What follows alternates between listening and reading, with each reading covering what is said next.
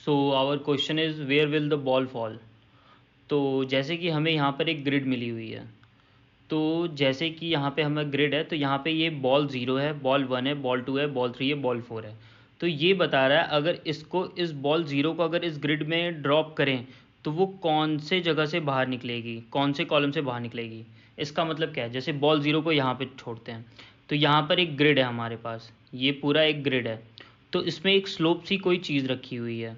तो अगर जब बॉल कोई अगर ड्रॉप होगा, अगर वो इस डायरेक्शन में स्लोप रखी होगी, तो बॉल वो कैसे फॉल करेगा, वो इस डायरेक्शन में फॉल करने लगेगा। ठीक है, और फिर इस ग्रिड में फिर एक स्लोप जैसी चीज़ रखी हुई है, तो फिर हमारा बॉल यहाँ से फॉल होकर यहाँ फॉल होने लगेगा। ठीक है, तो फिर इस ग्रिड में हमारा स्लोप जो है वो इस डायरेक्शन में रखा है, तो जब इस डायरेक्शन में रखा है तो हमारा बॉल यहाँ से यहाँ फॉल हो जाएगा। फिर हमें फिर एक स्लोप इसको ऐसी मिलेगी, तो इस पे जब बॉल टकराएगी तो फिर हमारी बॉल इस डायरेक्शन में यहाँ गिरेगी। फिर यहाँ पे एक स्लोप रखा हुआ है, फिर यहाँ पे जब बॉल टकराएगी तो वो यहाँ से ऐसे बाहर निकलेगी। तो वो यही पूछ रहा है कि अगर बॉल 0 को अगर यहाँ से हम ड्रॉप करें तो वो कौन से कॉलम से बाहर निकलेगी। जैसे बॉल 0 यहाँ से ड्रॉप हुआ तो कौन से कॉलम से बाहर निकला, कॉलम 1 से बाहर निकला। ठीक है, तो अब क्वेश्चन में स्लोप तो रखा नहीं होगा, तो वहाँ कुछ रखा होगा, तो इसका मतलब क्या है। तो जैसे कि यहाँ पे अगर बॉल 0 जब यहाँ से ड्रॉप हो रही है, तो इसका मतलब अगर यहाँ 1 रखा है तो इसे राइट डायरेक्शन में मूव करना है। ठीक है, तो बॉल 0 जब यहाँ ड्रॉप हुई तो वो कहाँ से, इस डायरेक्शन मूव किया, फिर उसे फिर 1 मिल जाएगा, तो वो फिर आगे की तरफ ड्रॉप करेगा। तो अब ये नेगेटिव मतलब अब ये नेगेटिव की तरफ मतलब बॉल गिर रहा है, मतलब पीछे की तरफ। तो यहाँ पे जब -1 रखा होगा तो इसका मतलब ये है कि इस बॉल को इस डायरेक्शन में गिरना है। फिर यहाँ पे इसे फिर से 1 मिल जाएगा तो वो इस डायरेक्शन में गिरने लगेगा। फिर यहाँ पे उसे क्या मिलेगा, -1 मिलेगा, तो -1 मिलते ही फिर बॉल हमारा यहाँ से ड्रॉप हो जाएगा, तो इस कॉलम से हमारा बॉल बाहर आ जाएगा, तो हमें वही रिटर्न करना है। ठीक है, अब बाकी बॉल्स के लिए देखते हैं। जब अगर हमारा बॉल B1 फॉल होगा तो यहाँ पे 1 होगा, तो 1 इस डायरेक्शन में फॉल करेगा, यहाँ गिर जाएगा। फिर हमारा यहाँ पे 1 मिलेगा, इस डायरेक्शन में स्लोप है, तो वो बॉल हमारा फॉल होकर यहाँ कहीं गिरेगा, मतलब ऐसे जा रहा होगा यहाँ से गिरते टाइम। फिर लेकिन यहाँ पे ही -1 रखा है, तो इसका मतलब कि बॉल यहाँ से जैसे ही ड्रॉप हुआ तो आगे गिरने ही जा रहा था, तो यहाँ एक और स्लोप मिल गया इसको, तो वो -1 मिल गया। तो जब अगर कोई ऐसा स्लोप होगा, कुछ ऐसे स्लोप होगा वी शेप में, तो ये बॉल तो यहीं फंस जाएगा, ये नीचे तो जा ही नहीं पाएगा। अगर सच में बॉल होता तो कैसे गिरता, यहाँ गिरता, फिर यहाँ गिरता, फिर यहाँ से वो इस पर गिरता, फिर वो नीचे ऐसे जाता ना, लेकिन अभी यहाँ स्लोप रख दिया गया है, तो वो बॉल यहाँ से तो आएगा, यहाँ गिरेगा, फिर यहीं पे ऐसे टिप्पा खाते खाते खाते यहीं रह जाएगा, बीच में ही कहीं रह जाएगा।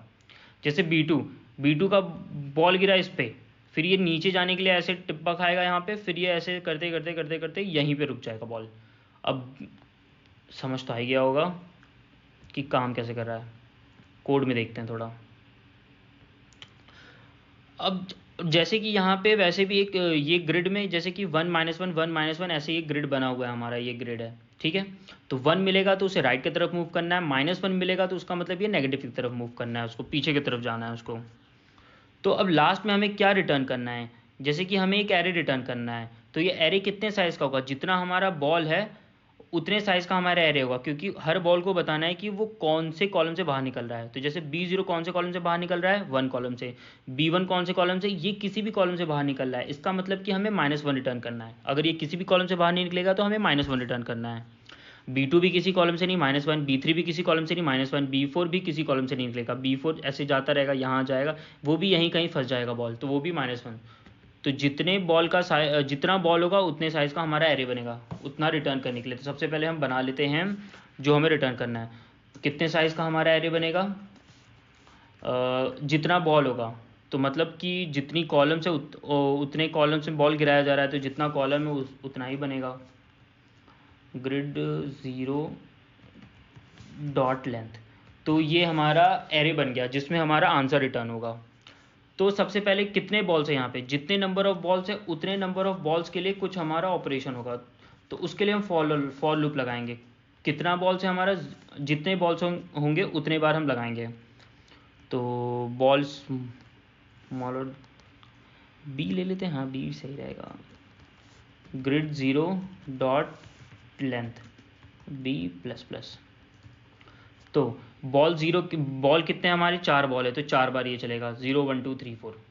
तो सबसे पहले बॉल का जो पोजीशन है स्टार्टिंग में हम स्टोर करके रख लेते हैं कि हमारा जो करंट बॉल है, जो हमारा करंट बॉल है उसका पोजीशन हम स्टोर करके रख लेते हैं अपने पास। और एक और वेरिएबल ले लेते हैं नेक्स्ट पोजीशन, जो कि नेक्स्ट पोजीशन बताएगा कहाँ हमें जाना है। तो अब जैसे कि अगर हमारा बॉल यहाँ से गिर रहा है, जैसे इस कॉलम से अगर बॉल को हम ड्रॉप कर रहे हैं तो वो किस डायरेक्शन में ट्रैवल कर रहा है, वो कुछ इस डायरेक्शन में ट्रैवल कर रहा है, ऐसे ऐसे। तो मतलब ये रो में ट्रैवल कर रहा है, पहली बार में यहाँ, दूसरी बार में यहाँ, तीसरी बार में यहाँ, फिर यहाँ, फिर यहाँ, फिर यहाँ। तो हमारा रो में ट्रैवल कर रहा है। तो अब बॉल को रो में ट्रैवल कराएंगे तो फॉर लूप लगाएंगे हम रो में, रो के लिए, तो उसे रो में ट्रैवल करने के लिए। तो ग्रिड डॉट लेंथ आई प्लस प्लस, ठीक है। तो अभी एक दो लाइन का कोड मैं लिख देता हूँ, फिर आपको समझ में आएगा कि ये चल कैसे रहा है। साथ में करते हैं अभी इसको। अभी मैं लिख रहा हूँ बस ग्रिड आई, फिर हमारा यहाँ पे होगा करंट बॉल का पोजीशन क्या है ये, फिर उसके बाद हमारा आएगा करंट बॉल का जो भी पोजीशन है वो हमारा क्या बन जाएगा, नेक्स्ट पोजीशन। तो इसको देखते हैं कि ये हुआ क्या है यहाँ पे। तो जैसे कि अब इसको रो में हमें ट्रैवल कराना है, तो अब देखते हैं। तो जब हमारा करंट, जब हमारा बॉल जीरो के लिए चल रहा था ये, तो स्टार्टिंग में अब रो में इसको ट्रैवल कराना है। तो जब आई की वैल्यू हमारी जीरो है, स्टार्टिंग में कितनी है आई की वैल्यू हमारी जीरो, तो ग्रिड में कितना है, हम ग्रिड में क्या आएगा, आई जीरो, करंट पोजीशन दोनों अभी जीरो है। तो मतलब वो कौन से पोजीशन को देख रहा होगा, वो यहाँ देख रहा होगा। तो यहाँ क्या पड़ा हुआ है, यहाँ वन। तो इससे क्या आ जाएगा, वन प्लस करंट पोजीशन में कितना है अभी, जीरो। तो एक दो बार में आपको नहीं समझ में आएगा, पर दो तीन बार में आपको समझ आने लगेगा, तो बनी रहिएगा। तो यहाँ पे हमारा वन आ गया, यहाँ पे एन पोजीशन में हमारा वन आ गया। तो अब वन पोजीशन को, अब एन पोजीशन जो भी है उसको हम करंट बॉल पोजीशन में हम स्टोर कर रहे हैं। तो करंट बॉल पोजीशन में कितना आ जाएगा, हमारा वन आ जाएगा। फिर जब आई की वैल्यू हमारा इंक्रीमेंट होगा तो आई की वैल्यू अब कितना हो जाएगा, हमारा वन हो जाएगा। तो आई हमारा वन और करंट हमारा कितना बॉल पोजीशन हो गया था, वन। तो वन वन से क्या, वो कहाँ पर देखेगा, वो यहाँ पर। तो यहाँ क्या पड़ा हुआ है, यहाँ वन पड़ा होगा क्योंकि वो ऐसे स्लोप है। तो इस यहाँ से हमारा आ जाएगा वन, और करंट बॉल पोजीशन में हमारा कितना पड़ा था, वन। तो वन प्लस वन कितना हो जाएगा, टू। तो एन पॉस में टू हो जाएगा, तो करंट बॉल पोजीशन हमारा टू हो जाएगा। अब आपको समझ में आएगा यहाँ पे। तो जब आई की वैल्यू, अब जब हमारा टू होगा तो ग्रिड हमारा टू, करंट बॉल पोजीशन हमारा टू। तो टू टू से वो कहाँ देखेगा, यहाँ पर। तो यहाँ क्या पड़ा होगा, माइनस वन। तो जब minus one plus current position करेंगे, करंट बॉल पोजीशन, तो टू माइनस वन कितना हो जाएगा, एन पॉस में मेरा वन हो जाएगा वापस से। तो इसका मतलब ये है कि वो कॉलम में आगे बढ़ रहा था, अब जब उसे माइनस वन मिला तो हम उसे करंट बॉल पोजीशन में से माइनस कर देंगे। तो इसका मतलब वो अब पीछे की तरफ आ गया। जैसे कि क्या हुआ था, यहाँ पे टू था, टू प्लस यहाँ पे क्या पड़ा था, टू प्लस माइनस वन। तो ये हमारा एन पॉस में क्या आ जाएगा, वन आ जाएगा, ठीक है। अब जब आई इज इक्वल टू, अब हमारा जब हमारा थ्री होगा, ठीक है, जब हमारा थ्री होगा तो आई हमारा यहाँ पे थ्री हो जाएगा, करंट बॉल पोजीशन कितना हो जाएगा, वन। तो थ्री वन से वो कहाँ पे देखेगा, third row first column, third row first column को कहाँ पर है, यहाँ पर है। तो इससे वन आ जाएगा, वन प्लस वन कितना हो जाएगा, टू। एन पॉस में वापस से टू हो गया, तो करंट बॉल पोजीशन हो गया टू। मतलब ये कि दूसरे कॉलम में अब जाके देखो, ठीक है। तो जब हमारा आई इंक्रीमेंट होगा, रो इंक्रीमेंट होगा, तो वो फोर तक जाएगा यहाँ पर, ठीक है। फिर उसके बाद अब ये क्या करेगा, आई यहाँ पे कितना हो जाएगा हमारा, यहाँ पे कितना, आई हमारा फोर हो जाएगा यहाँ पर, ठीक है। और करंट बॉल पोजीशन कितना हमारा, टू। मतलब फोर्थ रो में जाओ, सेकंड कॉलम में देखो, फोर्थ रो में जाओ, सेकंड कॉलम में देखो क्या पड़ा है, यहाँ पे वन पड़ा है। और करंट बॉल पोजीशन कितना था हमारा, टू था। तो टू था हमारा यहाँ पर, करंट बॉल पोजीशन हमारा टू ही था ना, टू था। तो टू प्लस वन, यहाँ पे टू प्लस वन, यहाँ पे कितना पड़ा, नहीं यहाँ पे वन नहीं होगा, यहाँ पे माइनस वन पड़ा होगा हमारा। तो इस यहाँ से हमारा आ गया, फोर्थ रो में जाओ, सेकंड कॉलम में जाओ, फोर्थ रो में गए, सेकंड कॉलम में गए, तो यहाँ पे हमारा माइनस वन है। तो टू माइनस वन कितना हो जाएगा, वन। तो एन पॉस में कितना आ जाएगा, वन। तो करंट पोजीशन में आ जाएगा वन, ठीक है। तो वन, तो इसका मतलब ये हो जाएगा, अब तो हमारा फॉर लूप खत्म हो जाएगा। तो नेक्स्ट टाइम में जब हम आएंगे तो करंट पोजीशन में हमारा जो होगा वैल्यू स्टोर होगा कि वो कौन से कॉलम से बाहर आ रहा है। तो फिर हम उसी चीज़ को अपने एरे में स्टोर कर लेंगे, ठीक है। तो एरे बी जीरो में, मतलब बॉल जीरो वो कौन से कॉलम से बाहर निकल रहा है, करंट बॉल पोजीशन से वो बाहर निकल रहा है हमारा, ठीक है। अब इतना तो हो गया हमारा, लेकिन हमारा बॉल रुकेगा कब, उसके लिए करते हैं। जैसे कि अब हमारा बॉल क्या, जैसे कि अगर अगर मान लेते हैं कि अगर वो इस यहाँ पर आ जाता है, मान लेते हैं यहाँ पर आ जाता है, जैसे कि अगर उसे यहाँ पर -1 मिल गया, ठीक है। मान लेते हैं मेरा बॉल अगर यहाँ पर है तो वो इधर जाना चाहेगा। तो अगर इस डायरेक्शन में अगर ये मतलब कि जो भी ये रो है ही नहीं यहाँ पर, रो तो यहाँ से स्टार्ट हो रहा है, अगर वो नेगेटिव डायरेक्शन में और जा रहा है इसके, तो इसका मतलब ये है कि अब किसी कॉलम से ये बाहर नहीं निकल रहा है, वो रो से ही बाहर निकल गया, पूरा रो ट्रैवल भी नहीं किया ये। तो ये एक केस हो सकता है। और एक केस ये हो सकता है कि अगर यहाँ से वो यहाँ पे भी -1 पड़ा होगा, तो वो यहाँ से यहाँ बॉल निकलने की कोशिश करेगा, तो ये किसी कॉलम से तो बाहर नहीं निकल रहा है। तो ये दोनों केस हमें हैंडल करना पड़ेगा, ठीक है। तो अब इसको कैसे हैंडल करते हैं।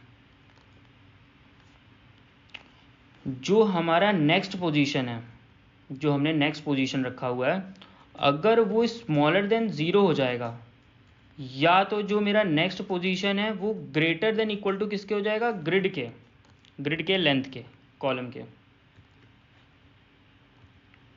अगर वो उस कॉलम के बाहर निकलेगा, ठीक है। और एक केस और ये हो सकता है, एक चीज़ और आप नोटिस किए होंगे कि अगर यहाँ पर 1 है, और जैसे ये वाला नहीं, यहाँ पर 1 है और यहाँ पर 1 है, तो ही हम आगे की तरफ मूव कर पाते हैं। जैसे कि इस केस में देखते हैं, यहाँ पर मेरा 1 है, यहाँ पर मेरा -1 है। अगर दोनों बराबर नहीं होते हैं तो हम आगे मूव ही नहीं कर पाते। तो हम तभी मूव कर पाएंगे जब ये दोनों बराबर होंगे। तो अगर ये दोनों बराबर नहीं होंगे तो इसका मतलब ये कि आगे मूव नहीं कर सकते, तो हम -1 स्टोर कर लेंगे उसमें, ठीक है।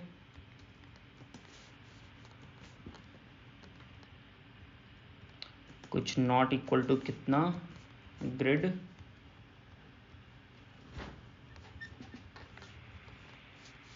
इसमें आई। तो जो हमारा करंट बॉल पोजीशन है, करंट बॉल जो पोजीशन है, मतलब जैसे मान लेते हैं अगर यहाँ की बात करें तो यहाँ पे अगर 1 है, और नेक्स्ट बॉल पोजीशन में देखते हैं, नेक्स्ट पोजीशन है, तो नेक्स्ट पोजीशन में यहाँ अगर ये दोनों एक दूसरे के बराबर नहीं है, जैसे यहाँ पे एक दूसरे के बराबर नहीं है, तो हमारा क्या हो जाएगा, एक सेकेंड, तो हमारे एरे में क्या, जैसे कि हमारा यहाँ पे क्या हो जाएगा कि हमारा जो करंट बॉल पोजीशन है वो इक्वल टू हम -1 कर देंगे, और -1 को ही हम अपने एरे में स्टोर कर लेंगे और यहीं से ब्रेक कर जाएंगे, ठीक है। जैसे कि अगर ये दोनों एक दूसरे के बराबर नहीं मिले तो करंट बॉल पोजीशन कितना हो जाएगा हमारा, -1, और यहीं से ब्रेक कर जाएगा, और फिर यहाँ पर हमारा ब्रेक कर जाएगा, फॉर लूप के बाहर आ जाएगा, और यहाँ पे स्टोर कर लेगा करंट बॉल की पोजीशन। करंट बॉल पोजीशन कितना आएगा, यहाँ से -1 आएगा, तो -1 को उस बॉल में हम एरे में ऐड कर लेंगे, ठीक है। इतना हो गया। और लास्ट में हम क्या रिटर्न करेंगे, हम रिटर्न कर देंगे अपने एरे को जो जिसमें हमारा आंसर पड़ा होगा। एक बार रन करके इसे चेक करते हैं।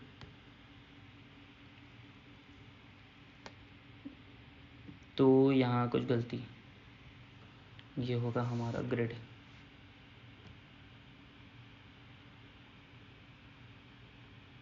तो तीनों टेस्ट केस चल रहे हैं, सबमिट करके देखते हैं।